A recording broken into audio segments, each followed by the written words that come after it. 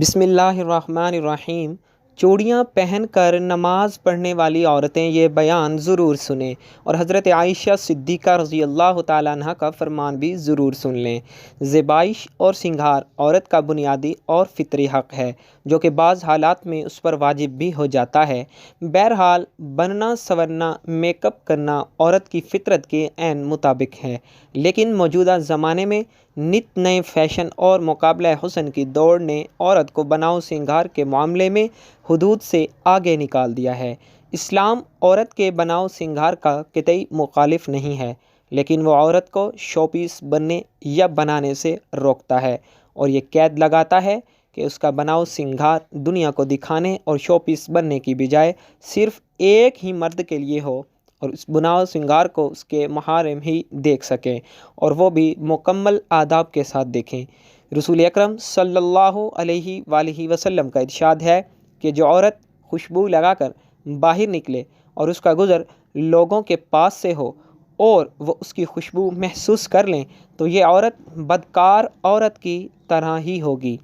جب کسی لڑکی کی شادی ہو جاتی ہے تو ہمارے معاشرے میں چوڑیاں پہننے کا ایک رواج ہے کہ نئی دلہن چوڑیاں پہنتی ہے، اور چوڑیاں پہننا اتنا ضروری سمجھی جاتی ہے کہ اگر چوڑیاں نہیں پہنی ہیں تو یہ سمجھتے ہیں کہ چوڑیاں نہ پہننے سے شوہر کے اوپر کوئی پریشانی ہو سکتی ہے، اور یہ شوہر کی طرف سے ہوتی ہے۔ شوہر جن کے ہوتے ہیں چوڑیاں وہ پہنتی ضرور ہیں، جن کے شوہر نہیں ہیں یا کسی شوہر کا انتقال ہو گیا تو پھر وہ عورتیں چوڑیاں نہیں پہنتی ہیں۔ تو چوڑیاں پہننا کتنا ضروری ہے، پہننا چاہیے یا پھر نہیں پہننا چاہیے، تو آج کی اس ویڈیو میں ہم آپ کو بتائیں گے چوڑیاں عورتوں کا ایک فیشن ہے، یعنی کہ عورتیں چوڑیاں پہنتی ہیں اس بنیاد پر کہ وہ ایک فیشن ہے، اور یہ فیشن خصوصی طور پر شوہر کے لیے کیا جاتا ہے۔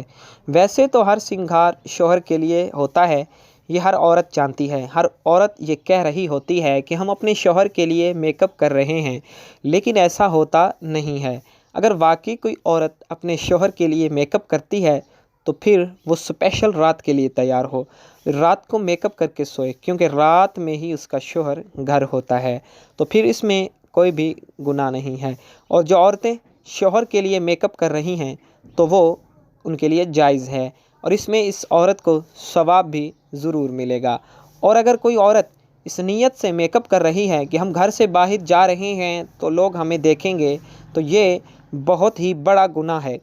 اور اگر عورتیں یہ سوچتی ہیں کہ اگر ہم باہر بغیر میک اپ کے جائیں گے تو ہمارے شوہر پہ ہی الزام آئے گا کہ ان کا شوہر ان کو کپڑے اچھے نہیں دلاتا ہے، تو اپنے شوہر کی عزت کے لیے اچھے کپڑے پہن کر میک اپ کر کے جانا بہت اچھی بات ہے، لیکن آپ خیال کریں کہ نامحرم آپ کو نہ دیکھنے پائے۔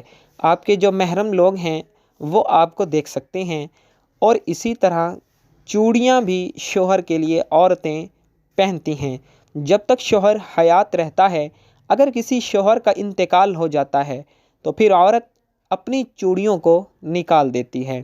صرف چوڑیاں نہیں بلکہ سارا ہی میک اپ شوہر کے لیے ہوتا ہے، اور یہ ظاہر سی بات ہے کہ یہ ایک رواج بن چکا ہے، یہ قرآن حدیث یا شریعت میں نہیں ہے۔ اب اگر کوئی عورت شادی شدہ ہے تو اس نے چوڑی نہیں پہنی ہے تو اس کی نماز نہیں ہوگی، اس سے نماز کا چوڑیوں سے کوئی تعلق ہی نہیں ہے۔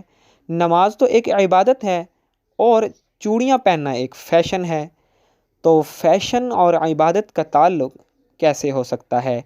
اگر ایسا ہو جائے تو پھر نماز کے لیے اگر چوڑیاں ضروری ہیں تو پھر جن کی شادی نہیں ہوئی کنواری لڑکیاں، ان کی نماز بھی قبول نہیں ہوگی۔ تو یہ صرف چلی چلائی لوگوں میں باتیں ہوتی ہیں، اسی لیے ان چیزوں سے نکل کر ہمیں اسلام کی پیروی کرنا چاہیے۔ چوڑیاں جو عورتیں پہنتی ہیں ان کو یہ چاہیے کہ وہ ایسی چوڑیاں نہ پہنیں کہ جو چوڑیاں بجیں، آواز کریں، ان سے بچنا چاہیے۔ عورت کے لیے زیورات پہننا جائز ہے، اور ان زیورات میں نماز ادا کرنا بھی جائز ہے، البتہ نامحرموں سے پردہ کا اہتمام نماز اور نماز کے علاوہ دونوں صورتوں میں ہونا ضروری ہے۔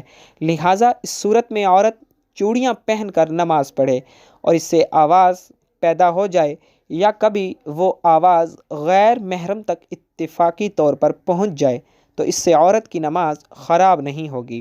حضرت عائشہ الصدیقہ رضی اللہ تعالی عنہ عورتوں کے بغیر زیور نماز پڑھنے کو ناپسند فرماتی اور فرمایا کرتی اگر اور کچھ نہ ہو تو ایک ڈور ہی گلے میں لٹکا لے۔ حضور صلی اللہ علیہ وآلہ وسلم فرماتے ہیں انگوٹھی صرف چاندی ہی کی پہنی جا سکتی ہے، دوسری دھات کی انگوٹھی پہننا حرام ہے، مثلا لوہا، پیتل، تانبا، جست وغیرہ۔ ان دھاتوں کی انگوٹھیاں مرد اور عورت دونوں کے لیے ناجائز ہیں۔ فرق اتنا ہے کہ عورت سونا بھی پہن سکتی ہے اور مرد نہیں پہن سکتا۔ حدیث میں ہے کہ ایک شخص حضور صلی اللہ علیہ وآلہ وسلم کی خدمت میں پیتل کی انگوٹھی پہن کر حاضر ہوئے۔ فرمایا کیا بات ہے کہ تم سے بت کی بو آتی ہے؟ انہوں نے وہ انگوٹھی پھینک دی۔ پھر دوسرے دن لوہے کی انگوٹھی پہن کر حاضر ہوئے۔ فرمایا کیا بات ہے کہ تم پر جہنمیوں کا زیور دیکھتا ہوں؟ انہوں نے اس کو بھی اتار دیا اور عرض کی کہ یا رسول اللہ صلی اللہ علیہ وآلہ وسلم کس چیز کی انگوٹھی بناؤں؟ فرمایا کہ چاندی کی، اور اس کو ایک مسقال پورا نہ کرنا۔ احادیث کی روح سے چاندی کی انگوٹھی مردوں کے لیے حلال ہے اور سونے، لوہے اور پیتل کی انگوٹھی ان مردوں پر حرام ہے۔ سیدی اعلیٰ حضرت رحمہ اللہ علیہ ارشاد فرماتے ہیں ہاتھ خواہ پاؤں میں تانبے، سونے، چاندی، پیتل، لوہے کے چھلے یا کان میں بالی یا بند آیا سونے خواہ تانبے، پیتل، لوہے کی انگوٹھی اگرچہ ایک تار کی ہو یا 4.5 ماشے چاندی یا کئی نگ کی انگوٹھی یا کئی انگوٹھیاں اگرچہ سب مل کر ایک ہی ماشا کی ہوں کہ یہ سب چیزیں مردوں کو حرام اور ناجائز ہیں۔ مردانہ طرز کی انگوٹھی عورت کو پہننا جائز نہیں ہے کہ مردوں سے مشابہت ہے، اور مردوں سے مشابہت اختیار کرنے والی عورتوں کے متعلق بخاری شریف میں ہے کہ رسول اللہ صلی اللہ علیہ وآلہ وسلم نے عورتوں کے ساتھ مشابہت کرنے والے مردوں اور مردوں کے ساتھ مشابہت اختیار کرنے والی عورتوں پر لعنت فرمائی ہے۔ ہم امید کرتے ہیں کہ آپ کو اس بات کی سمجھ ضرور آ گئی ہوگی کہ زیورات میں مردوں اور عورتوں کے لیے کیا جائز ہے اور کیا ناجائز ہے۔ اس لیے ہر وہ چیز استعمال کریں جو آپ کے لیے بہتر ہے اور جس کی دین اسلام ہمیں اجازت دیتا ہے۔ دعا ہے کہ اللہ پاک ہمیں دین کی مکمل سمجھ نصیب فرمائے اور ہمیں نیک وکاروں میں شامل کرے، آمین ثم آمین۔ ناظرین کمنٹ باکس میں اللہ تعالیٰ کے 99 ناموں میں سے ایک نام ضرور ٹائپ کیجیے گا۔ والسلام۔